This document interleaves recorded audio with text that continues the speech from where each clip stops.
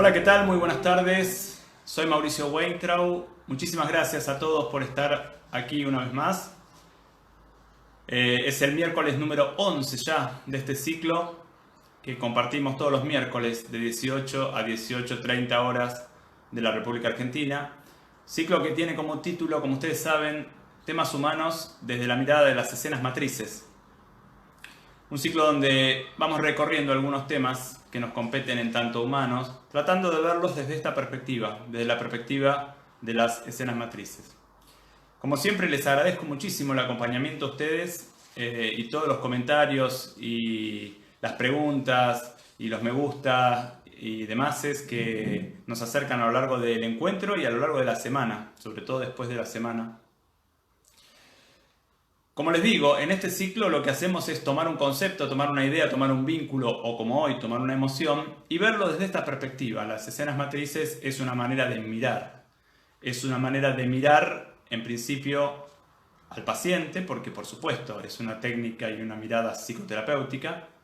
Es una manera de mirar al sujeto en tanto humano, porque como decimos siempre, la psicología surge de la filosofía y entonces siempre que hay una postura psicológica hay también necesariamente una postura filosófica. Es una manera de mirar el vínculo entre el paciente y el terapeuta, una manera de mirar a partir del cual los terapeutas estamos todo el tiempo revisándonos a partir de lo que nos pasa con nuestros pacientes. Y es en definitiva una manera de mirar al ser humano y a la vida y cómo nos vinculamos con la vida. En este sentido, vamos recorriendo distintos temas y el tema que nos compete hoy es, bueno, como todos, pero quizás hoy un puntito más, es un tema que está permanentemente presente en nuestra vida cotidiana y que está permanentemente presente también en una serie de mensajes que nos llegan desde nuestra cultura, nos llegan desde la información, nos llegan desde distintos ámbitos, que vamos a poder mirar, aunque sea en parte, de qué se tratan estos mensajes, con qué tienen que ver, qué es lo que nos proponen y si estamos de acuerdo o no. El tema de hoy es una de las emociones displacenteras. El tema de hoy es el miedo. Pero como siempre hacemos, antes de entrar en el tema específico y puntual de la charla de cada miércoles, me va a gustar tomar algunas de las preguntas que nos han llegado y responder a algo. En general, y por suerte las preguntas que nos hacen darían como para varios encuentros cada una.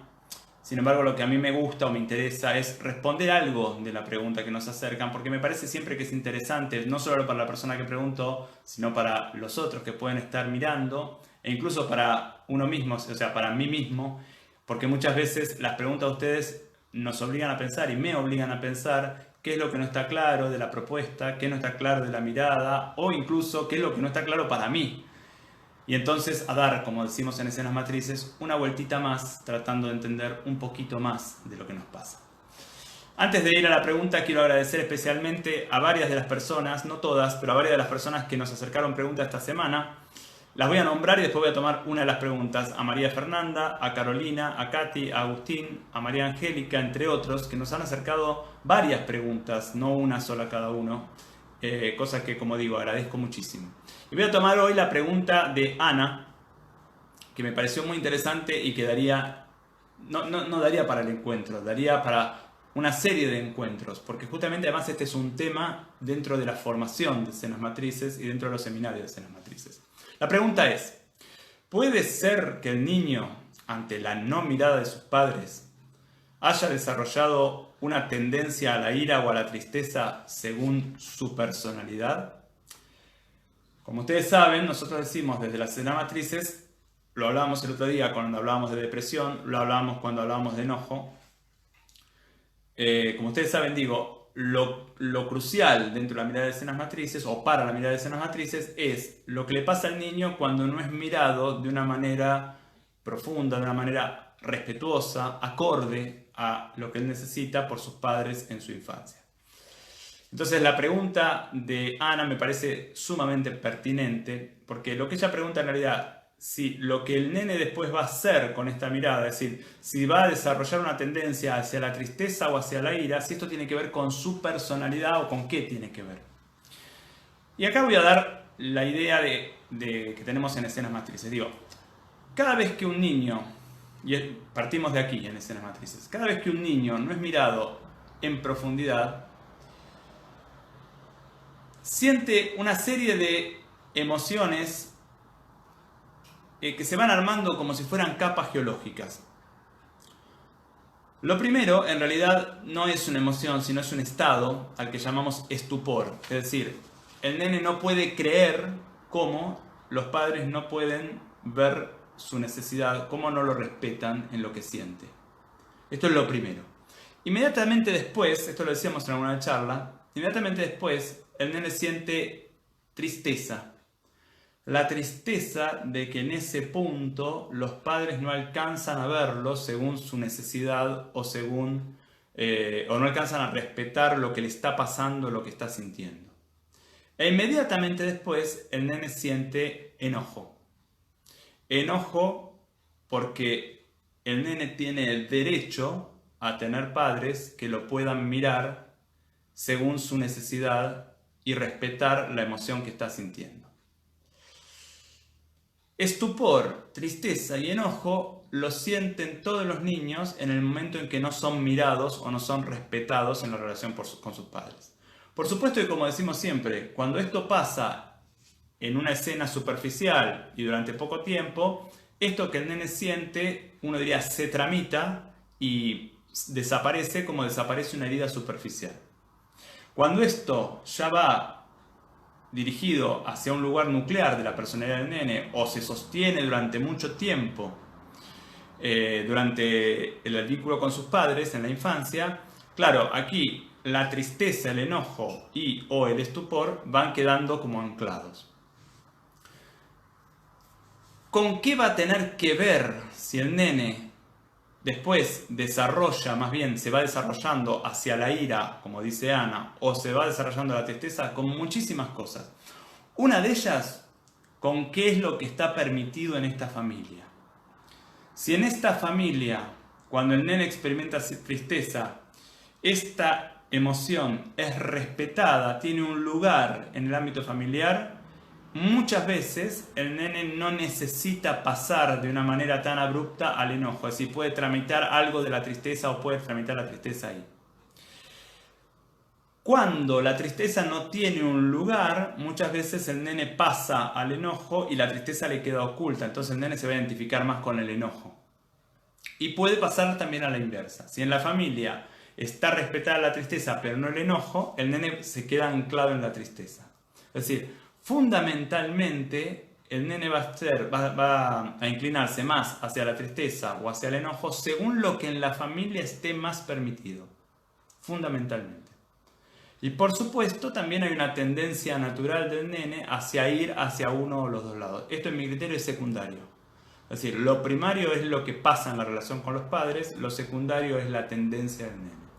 Ahora, lo que sí me importa, y esto sí me parece muy importante, lo que sí me importa es entender que siempre está la tristeza y el enojo en toda escena matriz, es decir, en toda escena donde el nene no es mirado de una manera respetuosa por parte de los padres, en toda escena va a haber tristeza primero y luego enojo. Antes de todo esto, estupor. ¿Por qué este armado geológico me parece muy interesante y muy importante de entender, sobre todo para los que somos terapeutas? Porque en el proceso de transformación, dentro del proceso terapéutico, muchas veces los terapeutas vamos, como los geólogos, al revés. Es decir, vamos a buscar primero el enojo si no lo encontramos en el paciente y luego del enojo vamos a ir a buscar la tristeza. O si el paciente me muestra el enojo, vamos a ir a buscar la tristeza. Muchas veces, si el paciente me muestra la tristeza, tendremos que buscar el enojo. Porque las emociones necesitan tener un lugar en la vida de mi paciente. Porque si no tienen un lugar, como ya hemos dicho cuando hablamos de emociones, el paciente pierde funciones para la vida cotidiana.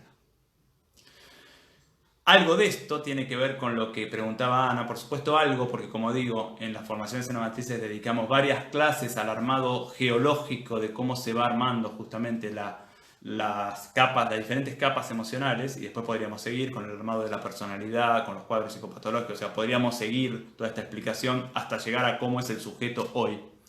Pero digo, algo de esto es lo que preguntaba Ana y algo de esto también me permite y me da la pauta para entrar ya en el tema que nos compete hoy, el tema que nos llama hoy, que es, como dije, el miedo.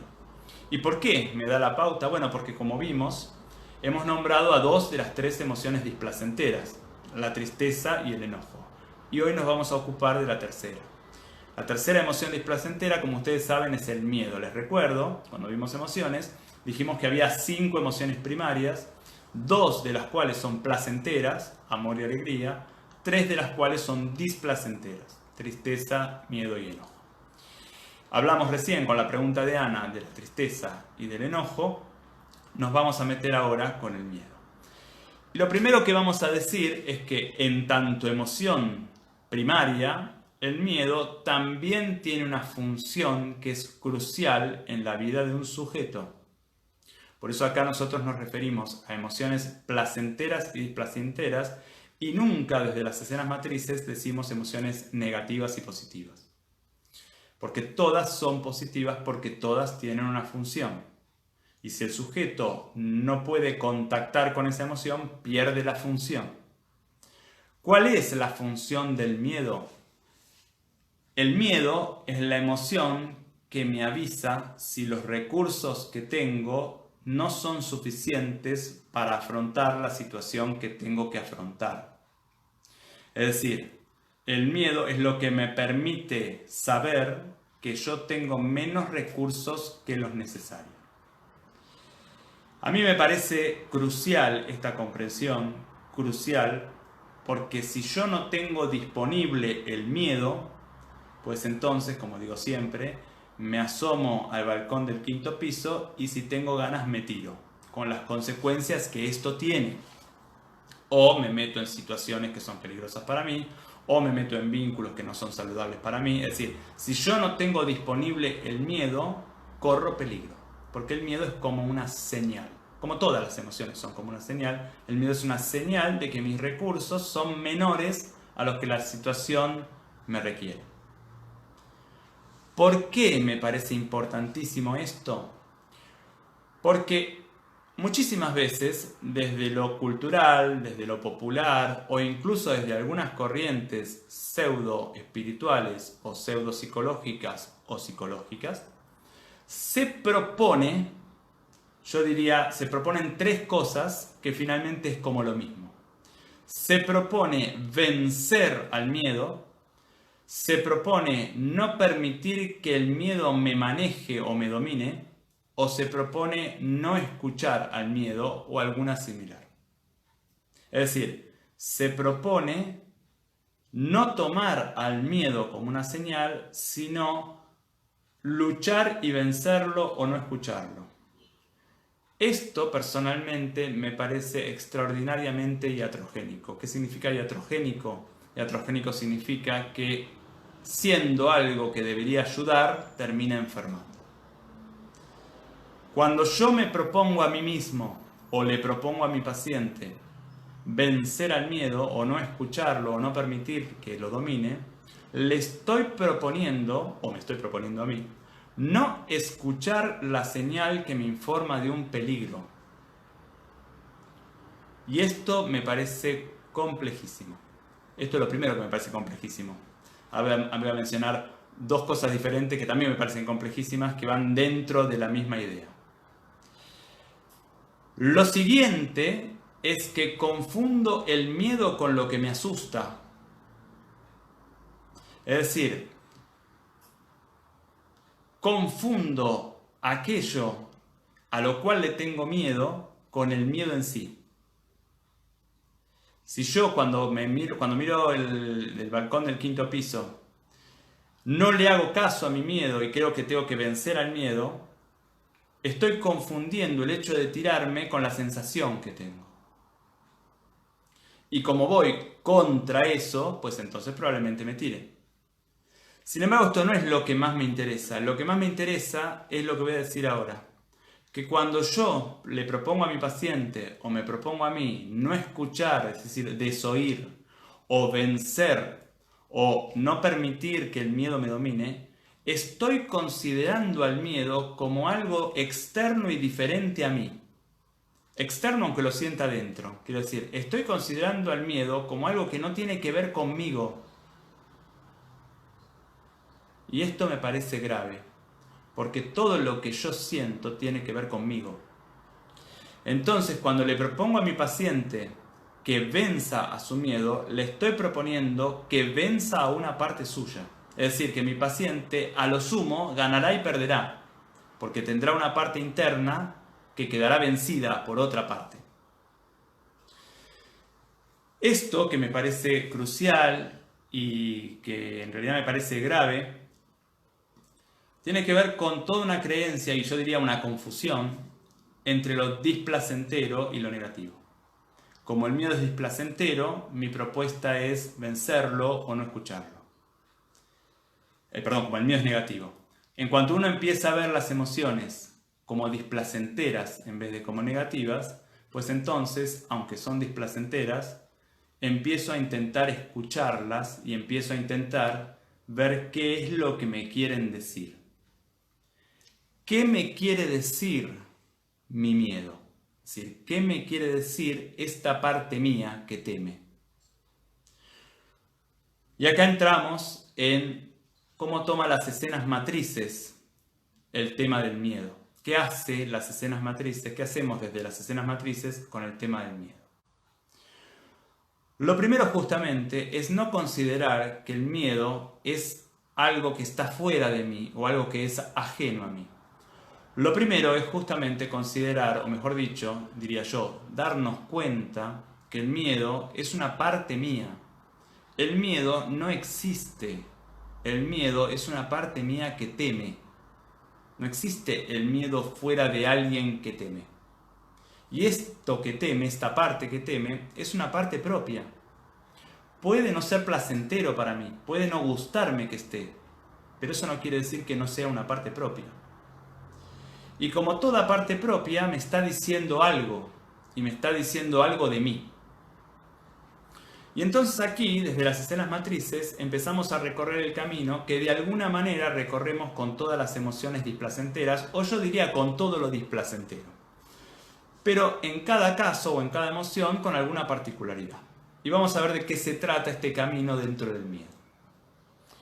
Lo primero que intento hacer cuando me descubro temiendo o cuando mi paciente me cuenta que teme algo, lo primero es empezar a tratar de diferenciar lo que tiene que ver con la realidad, es decir, con la situación que está contándome mi paciente o que yo estoy viviendo, lo que tiene que ver con la realidad y lo que no tiene que ver con la realidad.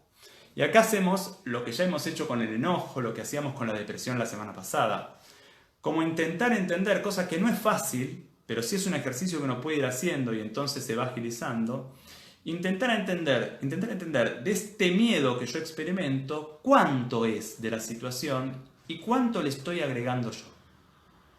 Quiero decir, si yo me paro en la baranda de mi balcón del 5º piso, es probable que tenga un miedo 10 y que los 10 correspondan a la situación. Ahora, si yo ante un escalón normal de una escalera siento un miedo 10, es probable que 9 me pertenezcan a mí y no a la situación. Entonces esto es lo primero. Lo primero es discriminar, determinar cuánto es real y cuánto no. Por supuesto, esto no se hace una sola vez. Esto es un proceso que se va haciendo a lo largo justamente del proceso de crecimiento, este poder determinar. A medida que voy pudiendo determinar cuánto le corresponde a la situación y cuánto no, para lo cual muchas veces necesito de un otro, yo diría, o casi siempre necesito, por lo menos durante un tiempo, de un otro que me ayude a esta discriminación, porque yo lo estoy viendo siempre desde el mismo lugar. Pero digo, cuando empiezo a determinar, ahí puedo hacer como un camino de dos divisiones. Por un lado, lo que es verdaderamente real. En esto que es verdaderamente real, ¿tengo los recursos necesarios para afrontar esto que me atemoriza? ¿Tengo los recursos necesarios? Digo, si yo estoy parado en un escalón de una escalera y quiero bajar al escalón siguiente, ¿mis piernas me funcionan bien? ¿Me pueden sostener? Si falla, ¿tengo una baranda donde sostenerme? Es decir, ¿tengo los recursos? Si no tengo los recursos, pues entonces el miedo me está informando justamente que no los tengo y deberé ver si los puedo conseguir. Porque mientras no tenga los recursos, el miedo justamente es lo saludable, es lo que me informa que necesito recursos. Ahora, una vez que yo me doy cuenta que tengo los recursos, ¿cuánto es lo otro, lo que no pertenece? Lo que no pertenece a la situación real. Y acá vamos entonces al trabajo específico de las escenas matrices, es decir, ¿cuánto le pongo yo a la situación real? Mientras vamos recorriendo este camino, traigo el caso, o el ejemplo, mejor dicho, de una paciente profesional con muchos años de experiencia que trabaja, digamos, en una institución que le paga menos de lo que corresponde o menos de lo que merece, que se queda con un porcentaje mayor por las personas que ella atiende. Es decir, hace muchos años que trabaja, tiene mucha gente que quiere atenderse con ella y las condiciones en las que trabaja no son las mejores para ella. Cuando empezamos a trabajar para ver si ella puede independizarse de esta institución, a mi paciente se le arman una serie de imágenes catastróficas todas. No, porque si me voy, en realidad me voy a morir de hambre, nadie va a venir a verme. Es decir, empieza a haber una serie de creencias que alguna puede llegar a tener algo que ver con un primer momento quizás en la realidad, pero evidentemente cuando uno mira su trayectoria, aunque al principio pueda tener ciertas dificultades, evidentemente va a poder conseguir los pacientes necesarios como para subsistir y de ahí todavía crecer. Entonces, es cierto, la situación de cambiar de trabajo, de cambiar de modalidad de trabajo, puede ser que le presente un quantum de temor. Ahora, ¿a qué corresponde lo otro? Y acá entonces vamos con las escenas matrices a ver lo que pongo yo, de dónde lo saco. Y acá diría hay también dos bifurcaciones en el camino. Por un lado, lo de ayer. Lo de ayer digo lo de la infancia. Cuando yo tengo miedo y el miedo ya me di cuenta que no corresponde a la situación, siempre hay en mi interior una parte que teme y una parte que asusta. Esta parte que teme en mis escenas matrices es siempre el nene. Y esta parte que asusta en mis escenas matrices o son los padres o es alguien del cual los padres no pudieron defender. Es decir, la parte que asusta o bien representa a mis padres en las escenas matrices, o bien representa a alguien que vino en una escena infantil a agredirme de alguna manera y mis padres no pudieron defenderme o no supieron defenderme o no quisieron defenderme de esta persona. ¿Qué pasaba con mi paciente? Cuando empezamos a arrastrar escenas matrices, mi paciente me cuenta, entre muchas cosas, me cuenta la siguiente escena. Cuando ella era chiquita y se iba a dormir, la mamá le decía, no te levantes a la noche, porque si te levantás, en el placar hay un fantasma y te va a atrapar. Es decir, cuando ella pensaba en ir hacia algún lado, que quisiera ir, inmediatamente sentía que había un fantasma dentro del placar que le iba a atacar. La imagen del fantasma se traspasa con bastante facilidad a la imagen catastrófica de que me voy a morir de hambre, nadie va a venir, todo va a ser terrible y finalmente voy a no poder pagar mis deudas y voy a terminar en una situación catastrófica. Digo, cuando uno habla de escenas matrices, las escenas matrices no se pasan exactamente como fueron en la infancia acá. Se pasa a la dinámica vincular. Las imágenes pueden ser un poco diferentes, las ideas pueden ser un poco diferentes, las personas pueden ser un poco diferentes. La dinámica vincular se pasa. Hay una escena catastrófica en la infancia que asusta, hay una escena catastrófica en la actualidad que asusta a la parte del paciente que quisiera salir de ese centro donde trabaja e ir hacia otro trabajo, independiente o no, pero hacia otro trabajo mejor. Esta es una línea para trabajar. Cómo se armaron estas escenas, cómo se armó la escena que asusta en la infancia. La otra línea es cómo se sigue armando hoy en mi vida cotidiana y adentro mío. Es decir, esa escena infantil en donde hay alguien que asusta y hay alguien asustado, se pasó adentro mío de la misma manera. Hay una parte mía, que en general uno identifica con la mente, que asusta a otra parte mía, que es la que quiere hacer algo.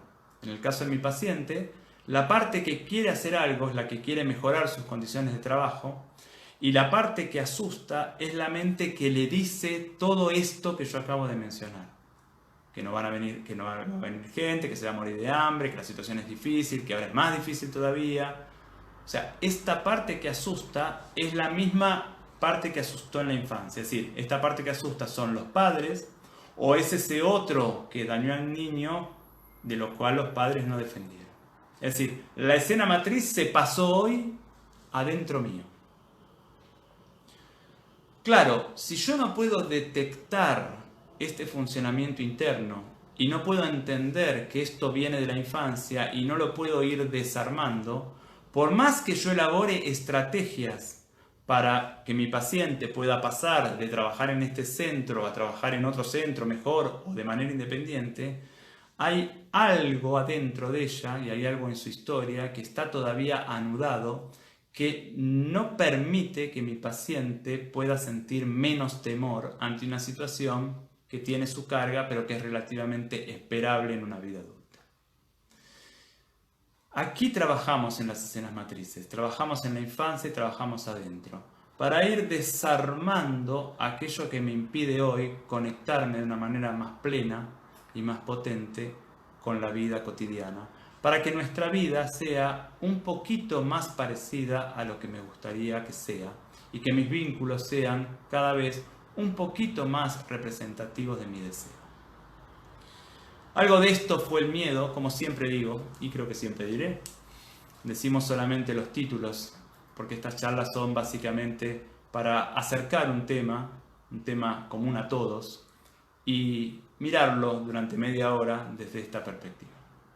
Yo les agradezco muchísimo, como siempre, el acompañamiento. Los invito, como también siempre hago, a mandarnos preguntas, a mandarnos mails, a contactarnos al mail que tienen ahí en pantalla, info@habitarnos.com.ar.